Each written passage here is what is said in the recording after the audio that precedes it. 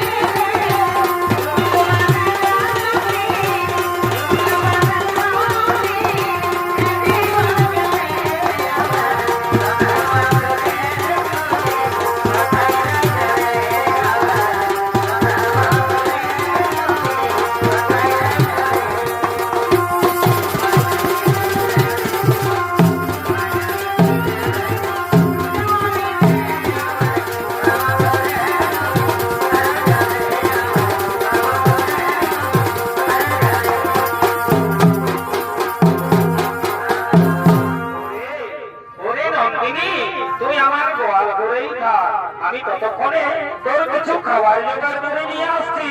হ্যাঁ হ্যাঁ, কোথাও যাসনি যেন। আমি এক্ষুনি আসবো, এক্ষুনি আসবো, এক্ষুনি আসবো।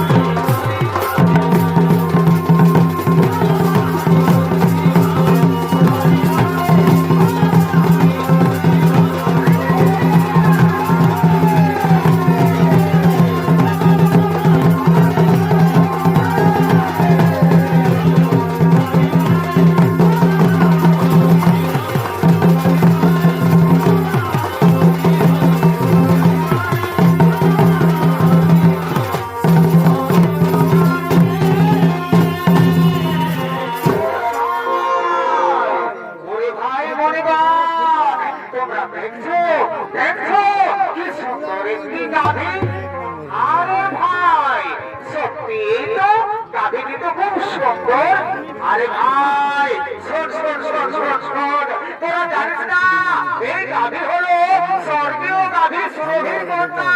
দেবতাগণ মহামণি বৈশিষ্ট্যকে দুগ্ধ পান করার জন্য দিয়েছে। এই গাভীর দুগ্ধের এমনই গুণ, যদি মর্গবাসী একবার পান করে তাহলে 100 বছর পর্যন্ত তাদের পরমাও বৃদ্ধি পায়। এই গাভীর গুণগান শুনে প্রভাত রেখে নিচ্ছে, ঝুঁকতে ঝুঁকতে আসছে।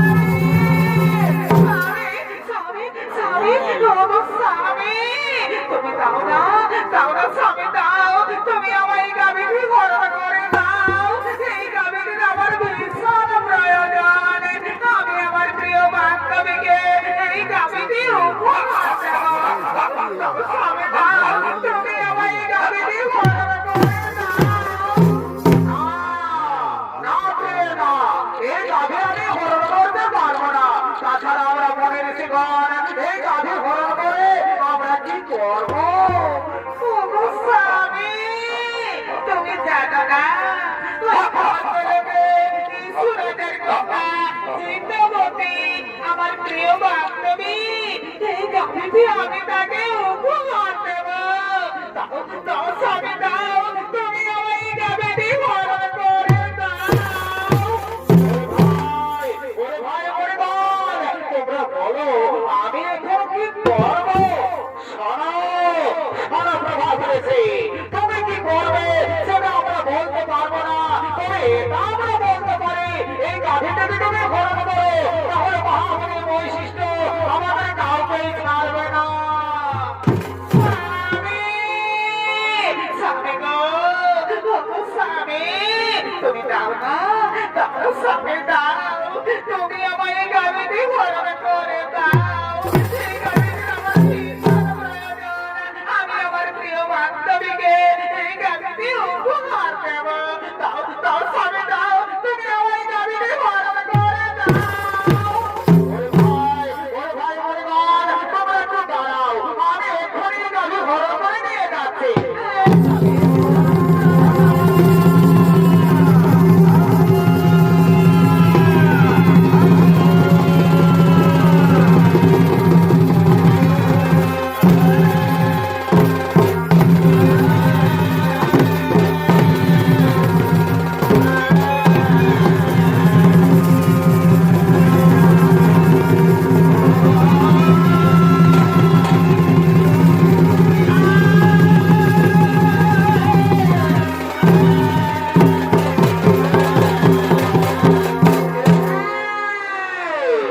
আমার দয়ালে শূন্য কোথায় গেল আমার দিব্য গাভী নন্দিনী? আমার গাভী নন্দিনীকে তো দেখা যাচ্ছে না। নন্দিনী নন্দিনী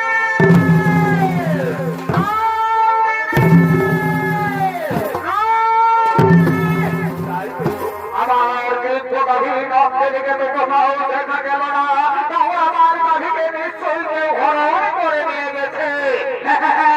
আমায় ধান চেপে দেখতে হবে কোথায় গেল আমার দিব্য গাভী নন্দিনী।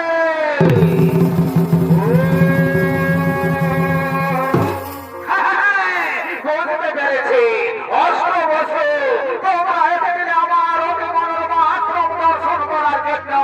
তোমরা আমার দিব্য গাভী নন্দিনীকে হরণ করে নিয়ে গেছো মহান বলবে। যাও, আমি তোমাদের অভিশাপ দিচ্ছি।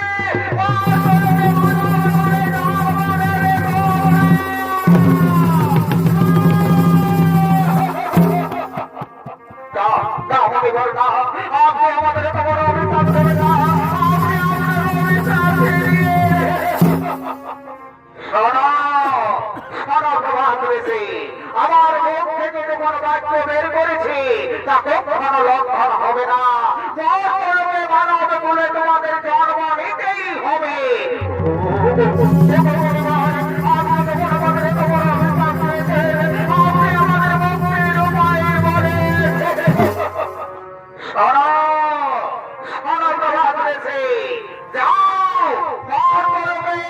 দেবী গঙ্গার গর্ভে মহারাজ শান্তনুর বাকি 7 জন ঋষি যারা তোমার সঙ্গে ছিল তাদের অপরাধ একটু কম, তাই তারা জন্মের পরে মুক্তি লাভ করে ফিরে আসবে করবে। আর যেহেতু তোমার স্ত্রীর কোথায় মাটির পদবী নজরুলকে হরণ করে রেখে তোমার করবে, সে কারণে তোমাকে সারা জীবন বাজাতে হবে মর করবে। জন্মের সময় তোমার নাম হবে দেবব্রত, হরণ করে করে ভিতরে প্রতিজ্ঞা করার ফলে তোমার নাম হবে ভীষ্ম।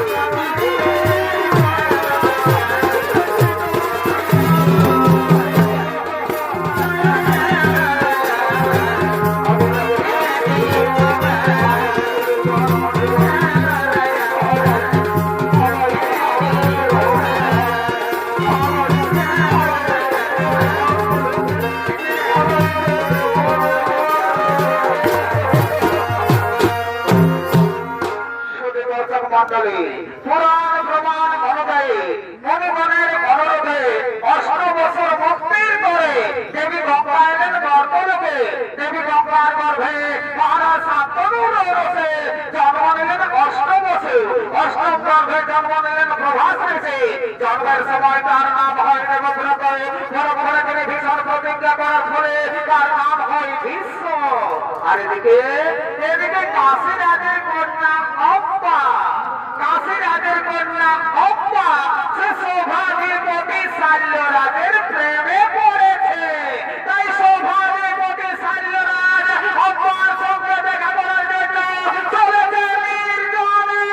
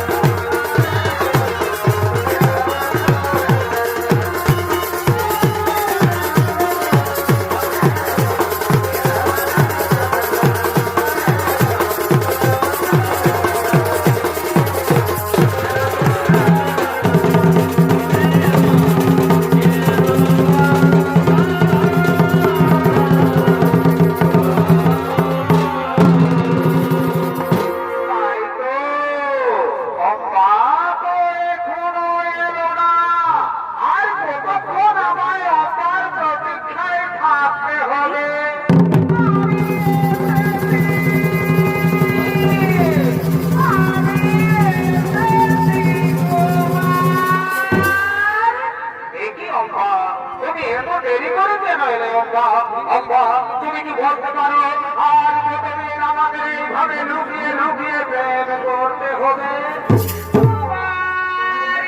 আর আমাদের এইভাবে বেঁচে দিন লুকিয়ে লুকিয়ে প্রেম করতে হবে না। আগামীকালই তো আমার সংবাদ সভা, আপনি আমার সংবাদ সভায় যাবেন। আমি আপনার গলায় মালা দিয়ে আপনাকে আমি স্বামী রূপে বরণ করে দেব কুমার। আব্বা, তুমি সত্যি বলছো তো আব্বা? তুমি আমার গলায় বড়মাল্য দিবে তো? কুমার, যার সঙ্গে আমার এতদিন থেকে ভালোবাসা, আমি তাকে ছাড়া কি আর অন্য কোনো পুরুষের গলায় মালা দিতে পারি কুমার? তাই তাই তুমি আমার, তুমি আমার, তুমি আমার। আব্বা, জানো আব্বা, আজ আমার কি আনন্দ হচ্ছে, আজ আমায় আনন্দে নাচতে ইচ্ছে করছে আব্বা।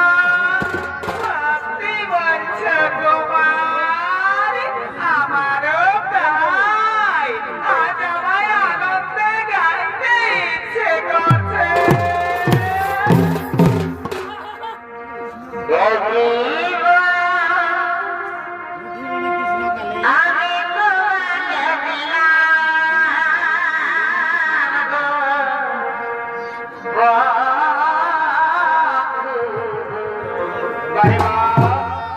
তুমি শুধু ভালোবাসা দিও।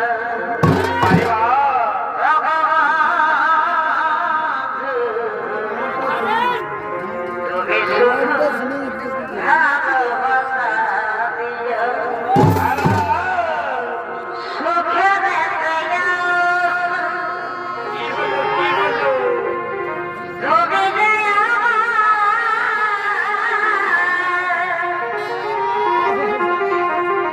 প্রিয় থেকে তুমি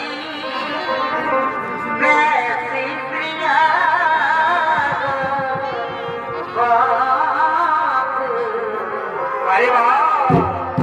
তুমি শুধু ভালোবাসা দিও।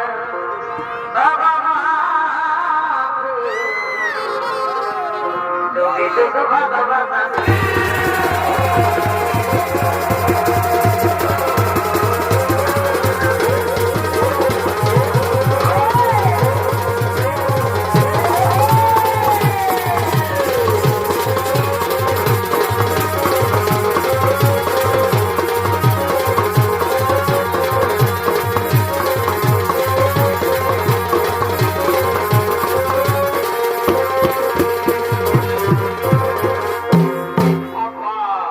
এখানে আসা আমার অনেক দেরি হয়ে গেল আব্বা।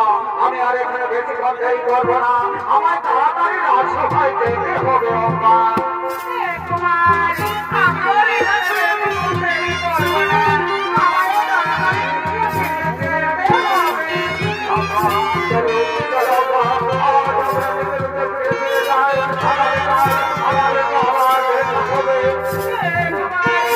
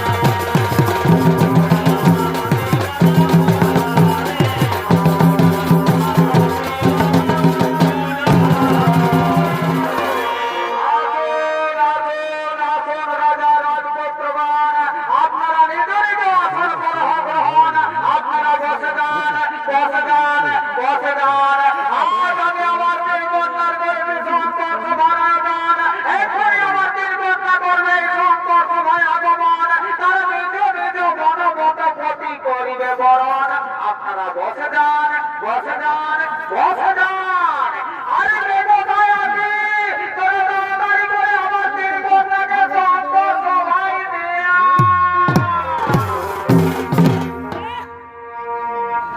বাগানে বাগানে ঘুরছিল ঘুরবে আলোর রসিক খবর আইল আসবে আসবে ঘুরার মাথু খাইল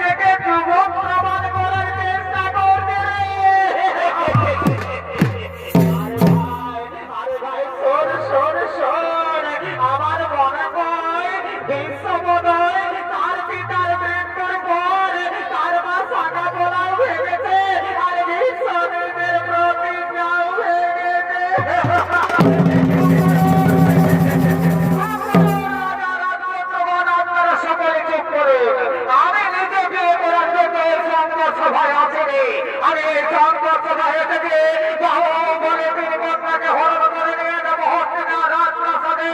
আমি আমার ভাই বিচিত্র বীরকে রানী বানাবো। যাদাই থেকে থাকে পারে শক্তি, তাহলে এসো এই বীরদের সম্মুখে।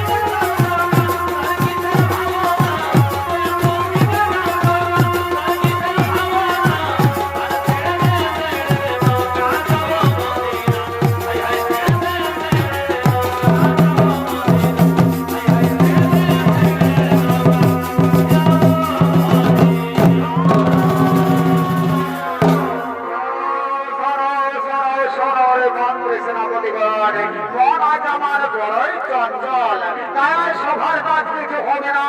আজ তোমরা নিজ নিজ গৃহে ফিরে যাও। আজ তোমরা আমায় একটু একা থাকতে দাও, আমায় একটু একা থাকতে দাও।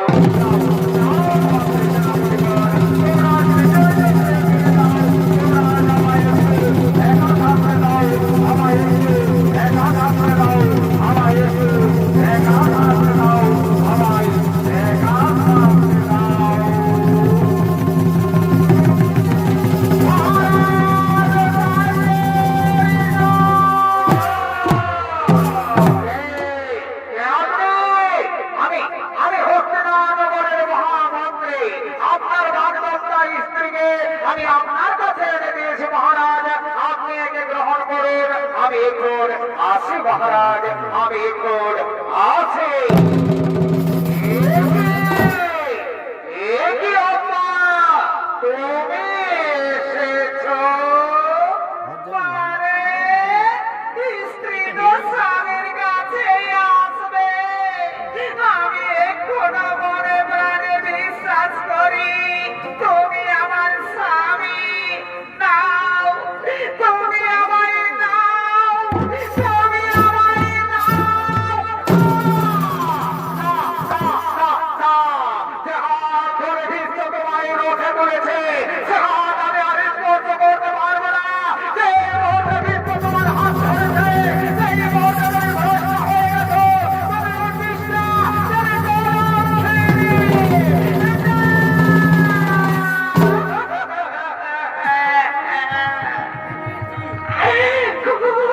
প্রিয় সমাজের কলঙ্ক সাল্লারা, আজ আমায় বলছে কলঙ্কিনী।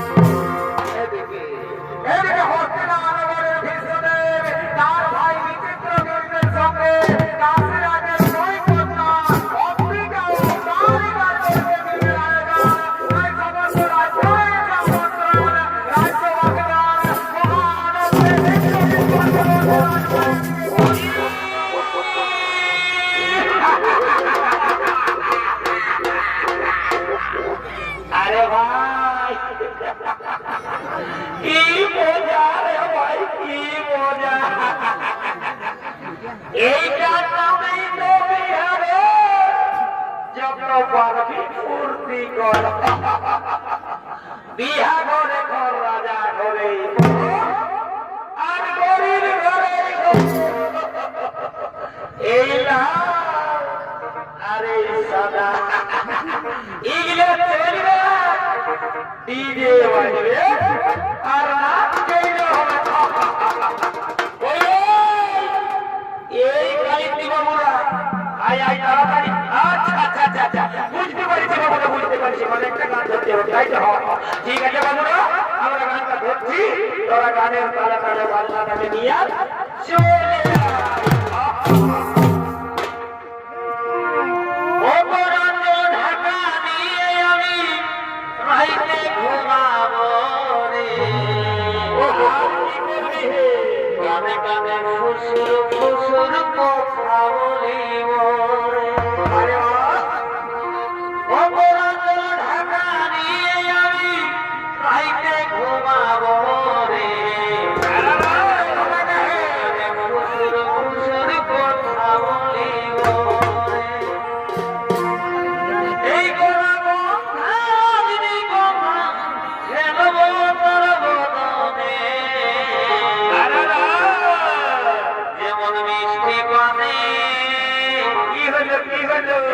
মিষ্টি পানে লাল করে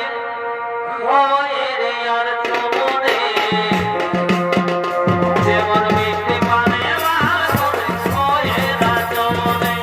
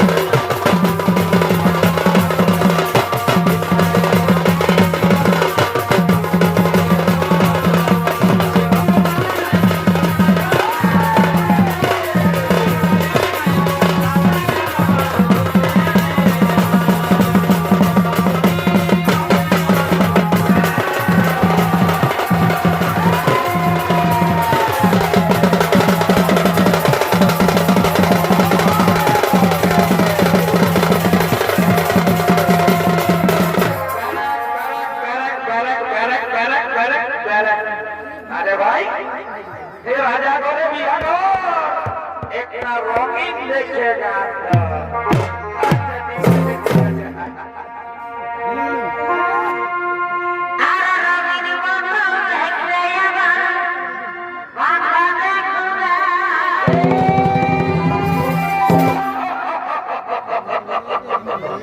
अरे भाई এই রঙিন মালটা হচ্ছে বিদেশি মাল এই মালটা ঢোকে দিতে দিতে না আমাকে সেটা করে দেয়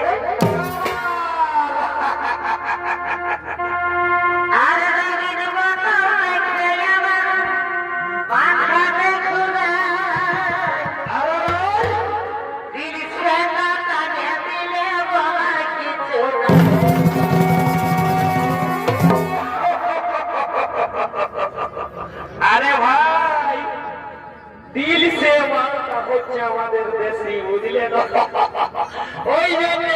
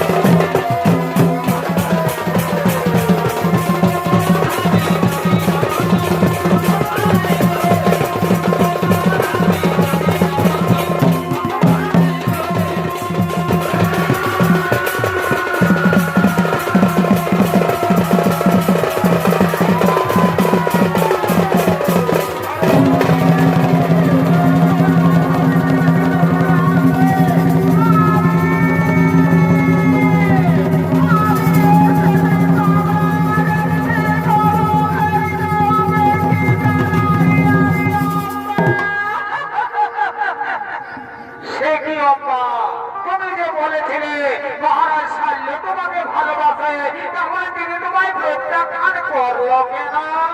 আপনার জন্য আপনি আমার হাত ধরে রথে তুলেছেন বলে মহারাজ শৈল বলেছে এ হাত ছাড়ি স্পর্শ করবে না। এ কি অব্বা, এই মাত্র অপরাধ? চলো অব্বা, আমি তোমাকে নিতে মহারাজ শৈলের কাছে পৌঁছে দেবো, আমি তার কাছে ক্ষমা চাইবো। না, আমি আর মহারাজ শৈলের কাছে ফিরে যাব না। আমার চোখে আজ নরকের কৃমিকীটের ধাম। তাই আমি চাই, কি চাও, কি চাও অব্বা? আমি চাই স্বামী রূপে তোমাকে। না, না অব্বা, না, এটা হতে পারে না। অতীতে জেগে গেছে জীবনের সুখ, তাই জীবনের সুখ সাচ্ছন্দ্য সমাধান হবে আত্মা হয়ে গিয়া নৈরাশী ভীষ্ম নাম। তাই তো বলি, তোমার আমার মধ্যে আছেন মহাব্যবধান। পূর্বে প্রতিজ্ঞা করিয়াছি আমি জীবনে কোনোদিন বিয়ে করব না। তাই তো আমারও মনে এই পৃথিবীতে যতক রমণী সকলেই আমার জননী। তাই জননী পদে পদে তোমায় করি নমস্কার। আজ হতে দূর হোক তোমার আমার মধ্যে